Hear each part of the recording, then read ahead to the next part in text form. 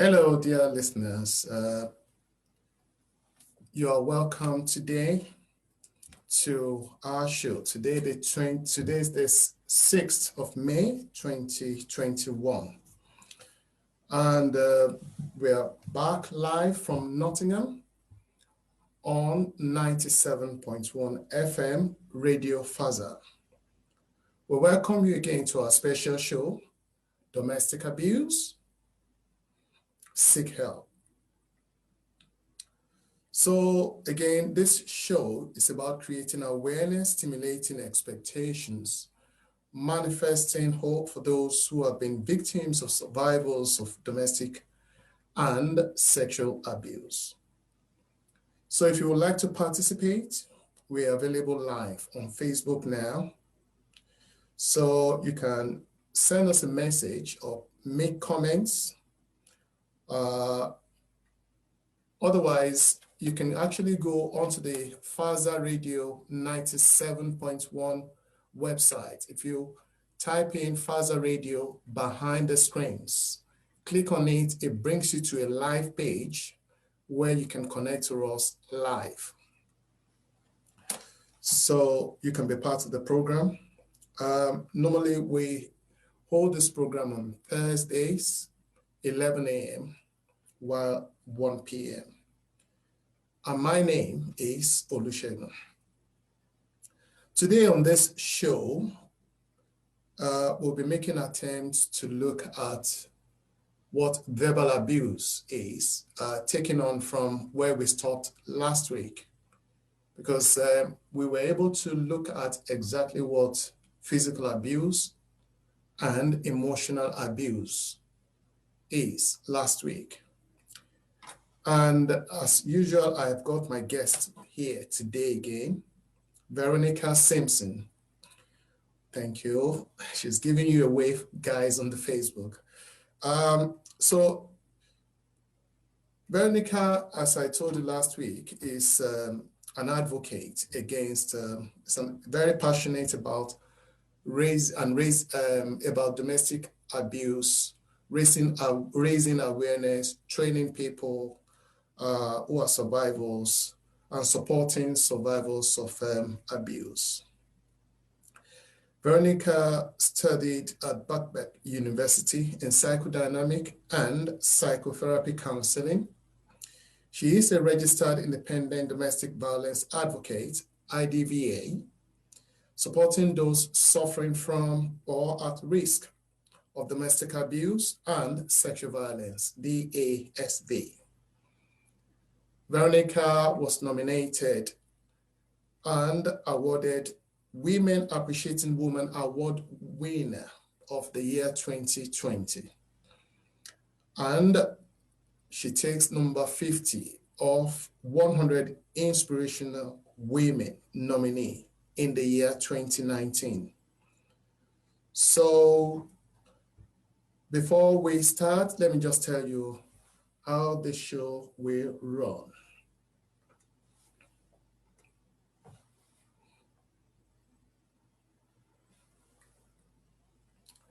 So today, we are going to be looking closely at the different forms. What various forms does this verbal abuse take?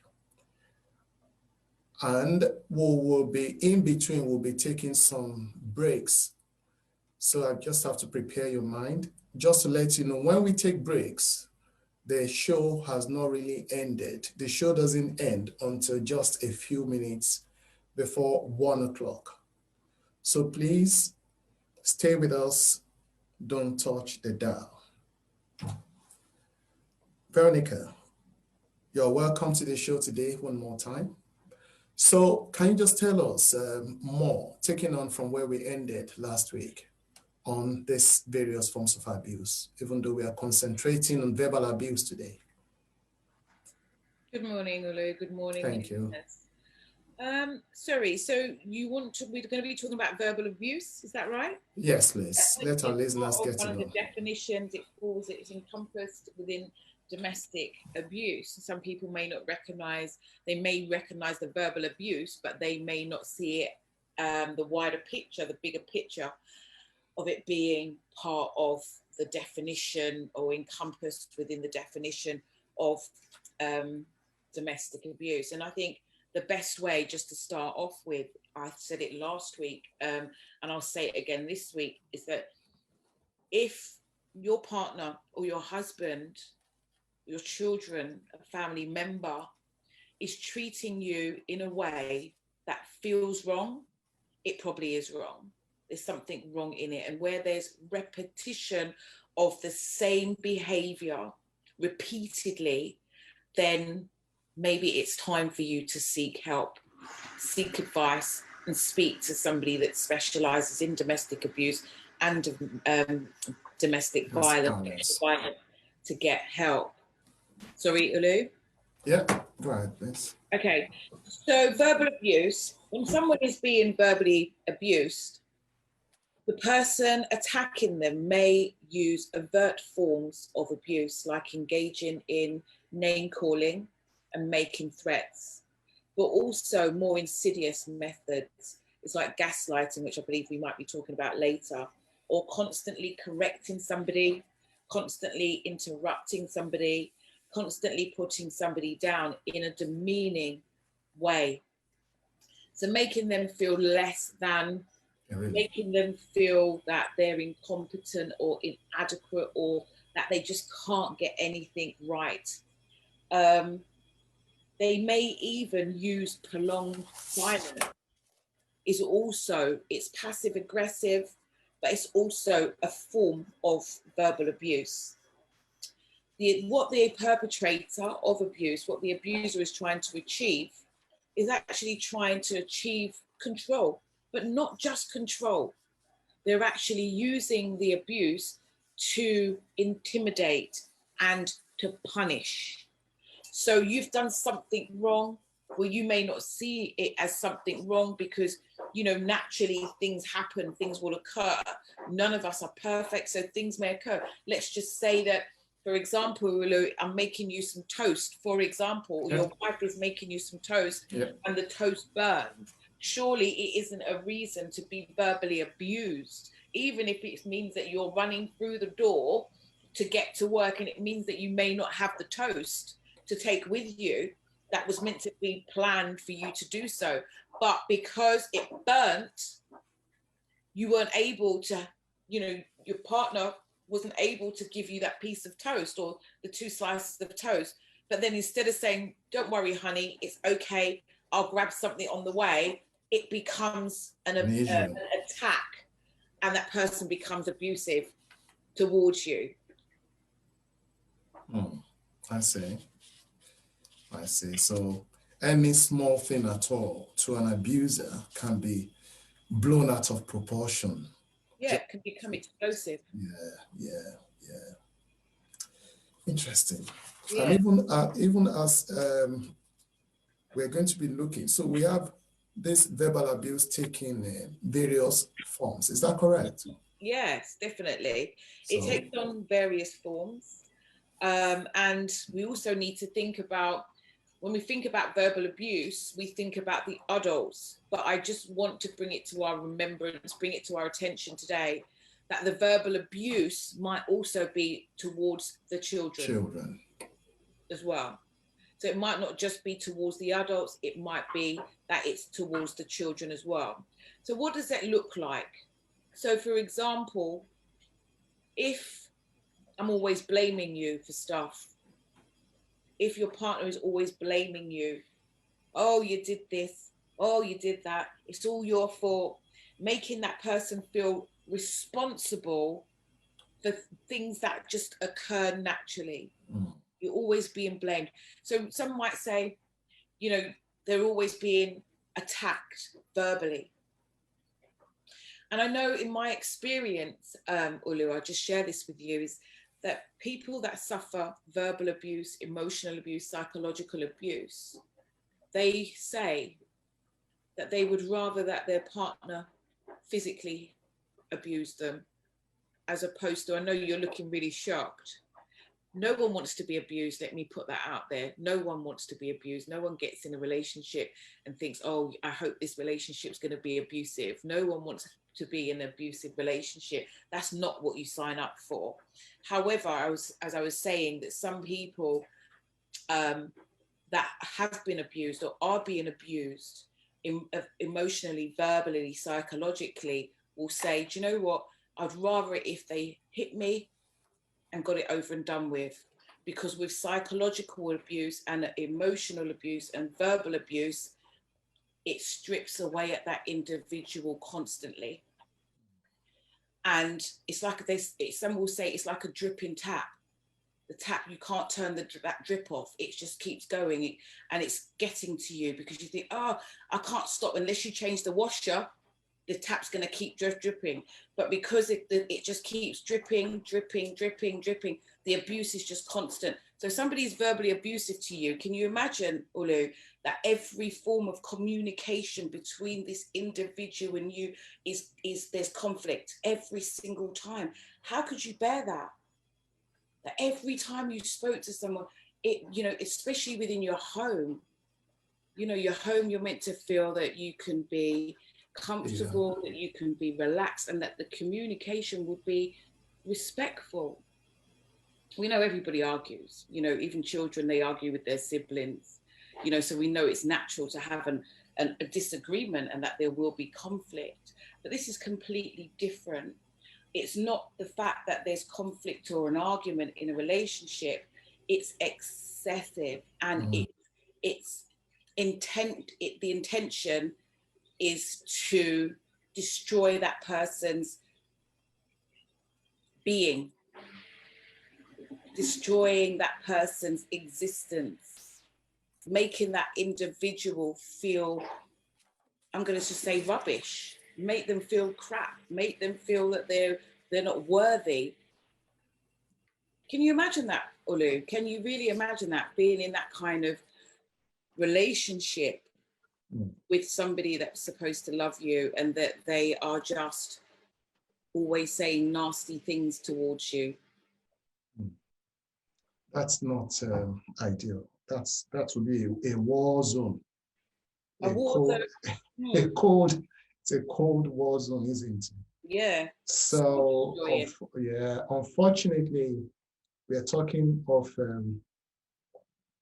so basically, words are so powerful. And so when we're talking of verbal abuse, we are looking at something that the abuser is intentional about. That's what you're saying. And the abuser actually wants the victim hurt with his words. And the abuser is not necessarily engaging in physical action, but his ultimate intention is to feel that individual, make that individual really feel bad, feel low, and possibly suffer not a physical blow, but a blow to their ego, a blow to their emotions. This will be the consequences of verbal abuse. And I think, yeah, go ahead now. Sorry, what I was going to say, I think in terms of the verbal abuse, if I say something with my mouth that's inappropriate, demeaning, then I'm aware that by your reaction, by just having some self-awareness, that what I've said is inappropriate, that what I've said may be hurtful. Yeah. But because I love my partner, I love my husband, then I know that I'm going to be able to pull myself back. Yeah. And not keep going. Yeah. And choose my words. But if I'm constantly going at you, every time that there's any little issue, absolutely, every single time, then surely I'm very much aware of what I'm doing and the effects that is going to have on you.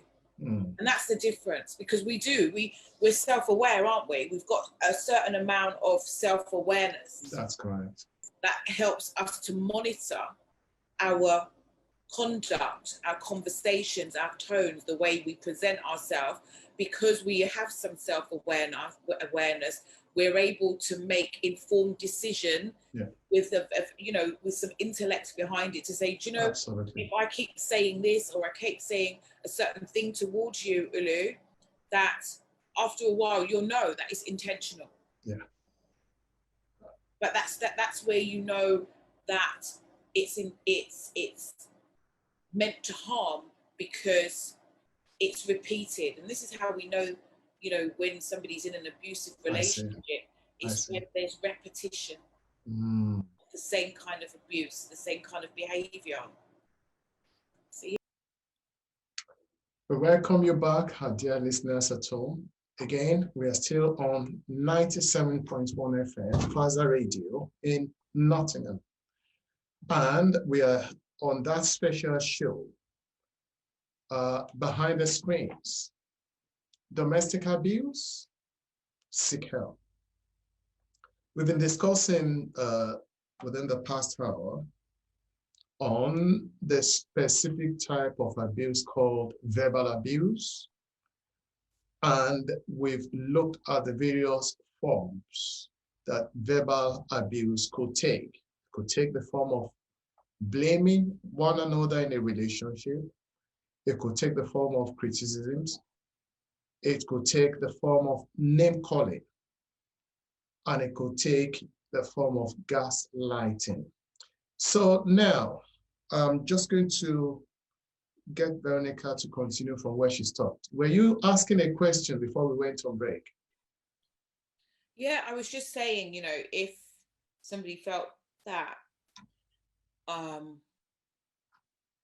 now that we've been talking about it and defining verbal abuse, if they felt that they were being verbally abused, that their partner's behavior towards them is a bit extreme in terms of the abuse, making them feel, demeaning them or saying derogatory things towards them, what are the next steps? What would the next steps be? The next steps for them potentially might be to just explore and acknowledge how they're feeling, explore and acknowledge how it makes them feel. Because I think sometimes when we're in a situation that is quite painful, we kind of have that block between the reality, yes, and and feelings. So we kind of cut the emotional side off in order to get through each day, because it's too painful to think, I'm in an abusive relationship. My partner, my husband, my son, my daughter are being abusive towards me. That grandparent, their carer being their son or their daughter, is actually abusing me.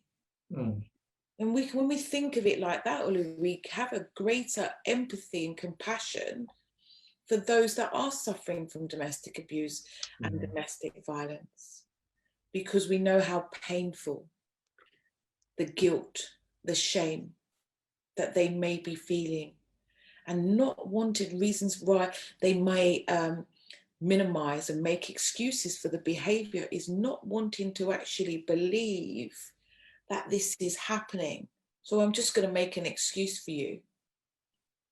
I'm just going to put it in the drawer and not look at it for now, because it's easier for them to deal with. So I think the first thing would be is to maybe acknowledge what you're going through, acknowledge how your partner, your children, how that person is, that abusive person. Are they really abusive? Are they really abusive? Are they being abusive towards you? And we've been talking about, haven't we, Ulu, various types. That's right. That's right. So you need to be real with yourself, in that relationship. And then, so when you, as you're saying, once people begin to, even as abusers, they begin to feel confused, but they begin to feel, let me make excuses for this person. Let me be a front, apologizing for this person, and then they can't really understand why the apparently good things in life is not even making them feel happier. So there's something fundamentally wrong. So do you want to tell us more about gaslighting? Yeah, but yeah, absolutely. Yeah. Why that terminology, gaslighting? Gaslighting. Yeah. Why is that? As a description of a form of a verbal abuse, isn't it? It's it is. It comes under it comes within the bracket of verbal abuse. It's a type of insidious abuse, and it's sometimes a bit covert, but it's also emotional abuse, and it's, again, it's when somebody is quite judgmental towards them, and if some of the behaviors that we've spoken about today is a form of gaslighting. Gaslighting is a form of manipulation that occurs in an abusive relationship. And I've already kind of just explained, that person might be quite judgmental. I think that is a really great word for gaslighting, because what it does, it puts the onus on the other person, and the perpetrator is the saint. Everything is pushed on. What do you mean? What are you talking about? That didn't happen. You're going crazy. When did that happen? I didn't mean it like that. That didn't happen.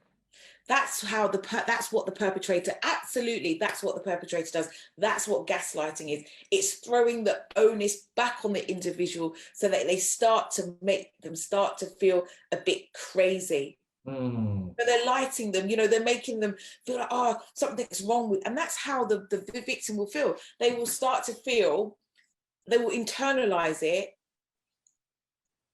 and believe or question that there's something wrong with them.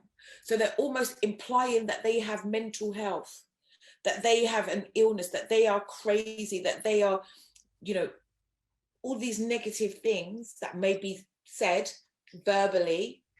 You're not a good mother. You're not a good this. You're not a good wife. You can't cook. You don't clean the house. All of these things making them feel, from the verbal abuse, making them feel very low. Again, the impact of, and I just want to highlight this, the impact of these things is that being verbally abused or being abused and gaslighting is that individuals start to feel anxious. Anxiety. Changes in their mood. They might be stressed all the time. Stressed, distressed, anxious. We've already said that word repeatedly. That perpetrator of abuse is tearing away the very fabric of that individual, the person that they were when they initially met that individual. When they look in the mirror, they don't even recognize themselves. Do you know, Olu, that if you are in an unhealthy relationship, it can change the way that you look? Absolutely. You could have been that person that looked radiant, glorious, attractive, and then suddenly shrivel, become haggard looking. No matter what you feed on, they're supposed to make you look robust and fresh, but because all things are wrong internally, it reflects in the physical. Is that correct? Absolutely correct, Olu. That it can have, if you're in a healthy relationship, especially at the beginning of a relationship, you can look you know, you glow, you look healthy, you know, but when that relationship becomes abusive, you know, that person that might be well put together and becomes disheveled and loses weight, starts to look gaunt, because and as soon as they leave that relationship, they start glowing again. It's the, you know, it happens, Olu. It really does. So the impact can have physical. Yeah, it can affect them physically as well as mentally. That person that might be that individual that you know of, that used to always be in contact with you, always, you know, in terms of a social circle or a family circle, they would always be there. But now you hardly see them. Withdrawing. They withdraw, they isolate, they may become socially withdrawn, they may isolate themselves, but a majority of the time, the perpetrator has actually done that. They've become so entrenched in the controlling behavior of the perpetrator that the family that they used to make contact with, they no longer make contact with. The friends, their social circle, it might be their church, the mosque, you know, they stop. And, you know, we looked at that case study. Yeah. Do you know, we remember looked at the case study last week? Angela and Angelina. Barry. Angelina yeah, and Barry. Absolutely. And Angelina was a complete, you know, she was a good case. That case really demonstrated how Barry had ostracized, separated her from social circle. Sorry, go ahead. Sorry, you were saying something. Sorry. No, how Barry, I'm just helping to finish what you're saying. How Barry has cut Angelina off her social circle and controls and monitors even her international calls, you know, so, and won't even let Angelina meet any of his friends, any of his relatives, you know, so talk less of hers. Yeah. So, you know, all these things actually are real and they actually happen in our community. Is that correct? Say that again, sorry. These things are real, I said. They happen daily. They happen in our community. Is that correct? Yeah, absolutely. Absolutely. So do you have any such case studies with you, ready handy? Do I have any of anyone who has actually suffered in real sense of it? A real sense of that we can handle as a case study, as we're discussing. What in terms of what we've discussed today? What in terms of what we discussed so far, yeah. I can just think of, I don't have a specific one that okay, I do have a case study, and we can look at it in the same way that we did with the others. Is that what you like to do? That's right. Just like as we looked at Angelina and Barry the last time. Yes. Yeah. So I've got one here, and her name is Aisha. Yeah. Aisha is 66 years old. She was born in Pakistan and came to the UK with her husband. Her husband's name, and these are anonymized fictitious names. Yes, fictitious names. Tariq. She was 18 and he was 28. They had 4 children and 7 grandchildren. During the marriage, Tariq was physically and verbally abusive to Aisha and was controlling her and their children. Aisha stayed with her husband for the sake of the children and for her family. Aisha's first language was Urdu. She speaks very little English. Tariq did not see a need for her to learn. Tariq died 2 years ago following a short illness. Yeah? So Tariq is now dead. Bilal, Aisha's eldest son, moved in with her after Tariq died. Bilal is widowed and has no children. Bilal often tells Aisha how lucky she is to have a devoted son who comes round to look after his mother. Bilal uses the house, the whole house, apart from her bedroom, as his own. Bilal often yells at her, and Aisha feels in this way, and Aisha feels she keeps out of his way and stays in the lounge, especially if he's watching television or if he has his friends over. She spends most of her time in her room to avoid him. Bilal collects, which is the son, collects Aisha's pension, because remember she's 66, and he does all the food shopping and on a weekly basis. He says she deserves to rest and not carry any of the heavy bags on the bus. Aisha used to really enjoy cooking, but now she gets stressed in case the meal that she cooks doesn't please him. Sometimes he wants a full meal cooked quickly, so he's demanding that she cooks a meal now because he's got his friends over at the house. Aisha has become very, very tearful, and often she's very tired all the time. She's lost weight, she's not sleeping, and she finds it hard even to pray. This upsets Aisha as her faith is really important to her. Normally, the family visits monthly at weekends, but recently her daughter came to visit unexpectedly. She became worried about Aisha because she realizes that she's having problems taking care of herself, even down to washing herself, washing her clothes. So she starts to realize that something isn't quite right. So she has to make a decision what she's going to do next to help her mum. However, she's got no inclination of the dynamics that's going on in the house with her son. But what she can see that there's been a change. You talked about it earlier. Yeah. She can see that there's been an obvious change in the way that her mum looks, but she's got no inclination of what's going on behind the four walls. Yeah. Amazing. And it's her son.